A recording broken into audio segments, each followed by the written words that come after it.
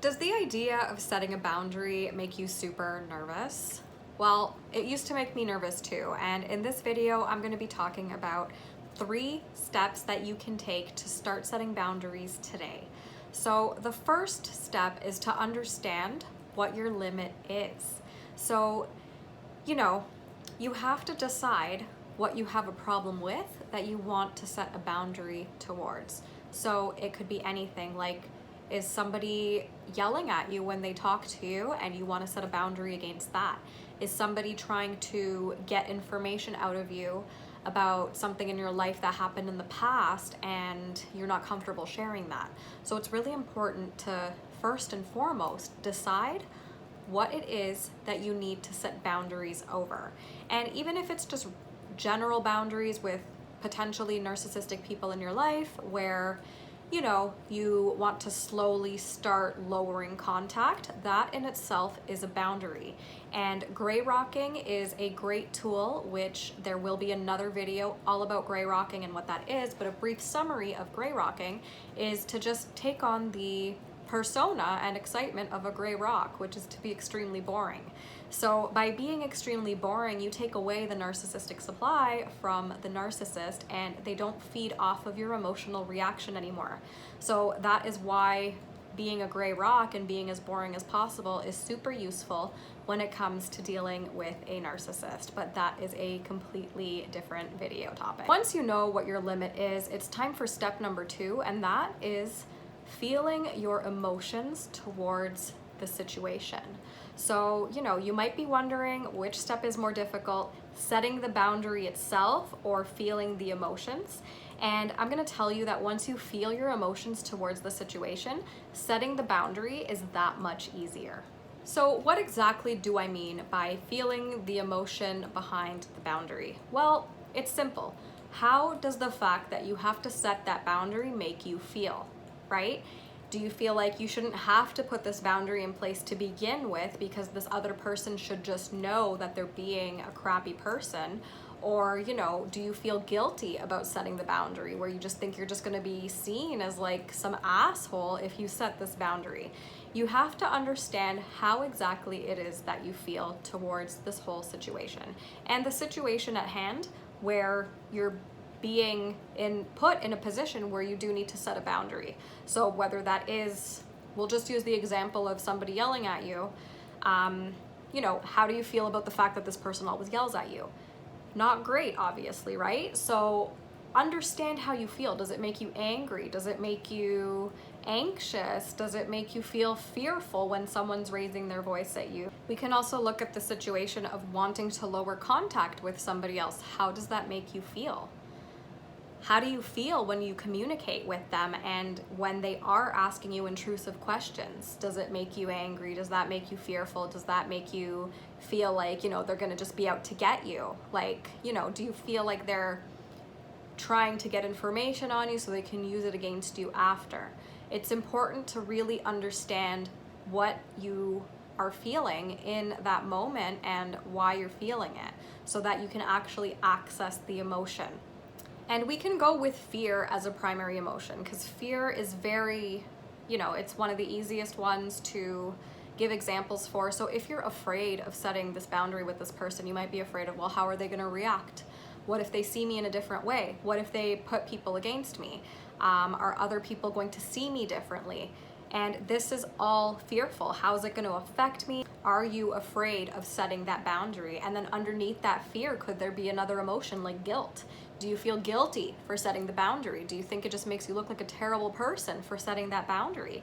Do you think, there might be a layer of shame there too, because you might be thinking like, oh, well, aren't I just gonna look like a dramatic person if I decide to set this boundary? And that makes me feel ashamed because people in my life used to make me feel ashamed of myself when I was a child. And, it's just this whole thing of repressed emotions. So you have to really be able to sit with that emotion and understand what the emotion is first of all. So you have to identify it in order to feel it. And sometimes you don't know what the name of an emotion is, but you can just feel it in your body, and that's completely okay too. And make sure that you're starting with one emotion so that you're not overwhelming your nervous system, right? So you don't want to force yourself to feel like 5 emotions all at the same time, because that's very overwhelming, and I don't think that's possible either. I've tried to do it, didn't really work out for me. So make sure that you're just sticking to one emotion, and just be mindful that that emotion could change. Okay, so as you're feeling the emotion, it could literally change right before your eyes as you're witnessing the emotion in your body, because emotions live in your body. So, you know, if you don't know how to sit with an emotion, that's completely okay too. That would be a good chance for you to journal and to, you know, just write completely, no censor, filter free about what is bothering you, about how you feel about the situation, right? So literally just grab a scrap piece of paper, pen. It's always more effective when you're physically writing it versus just typing it out on a laptop or on your phone.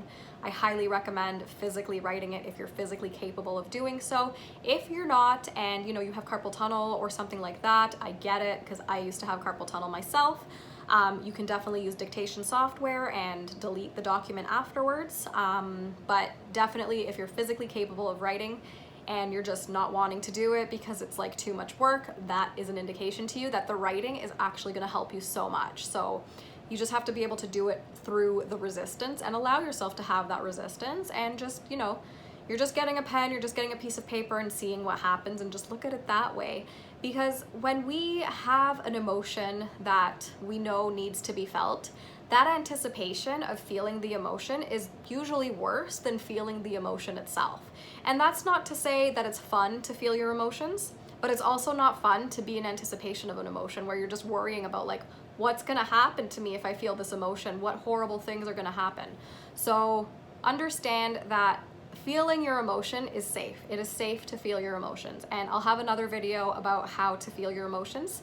But for the purpose of keeping this video shorter, journal for 20 minutes. And then you destroy that paper after the 20 minutes is up. So if you've done it on dictation software, or if you've been typing it out, you delete the document, because this is stuff that doesn't need to be revisited.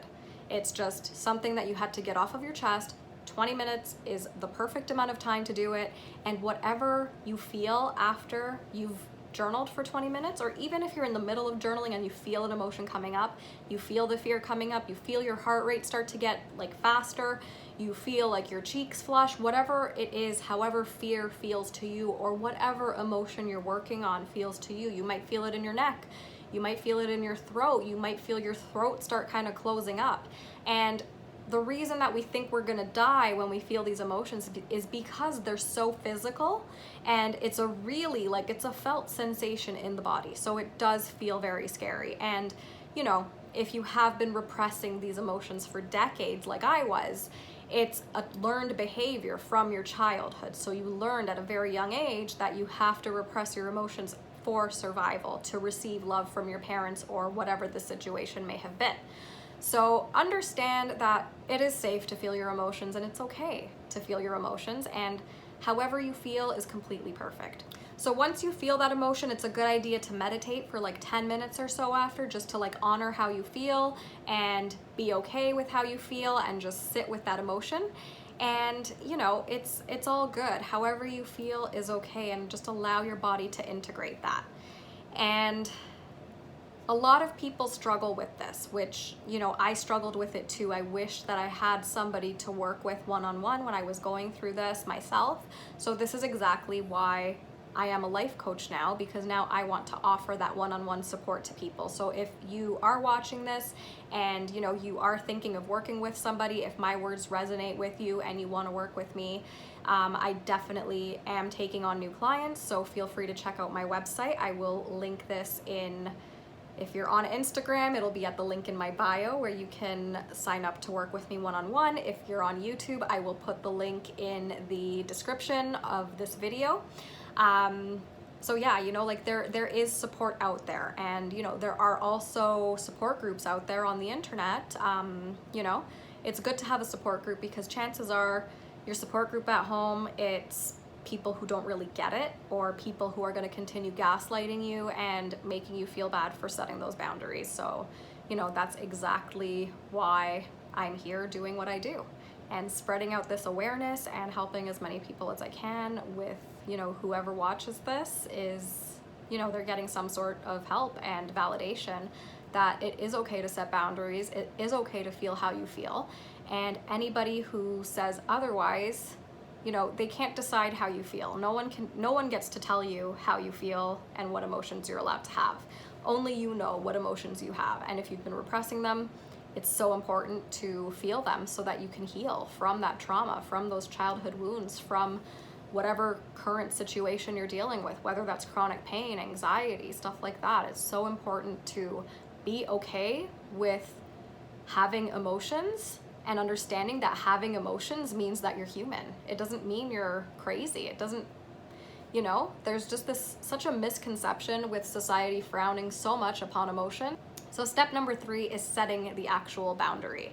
So once you've decided what your limits are, you've processed your emotions, it's time to go ahead and set that boundary. So depending on what the situation is, you know, first of all, no is a complete sentence. So you could start with that depending on what it is. If someone's asking you, like, do you want to go to this, do you want to go hiking tomorrow on Mount Everest? No.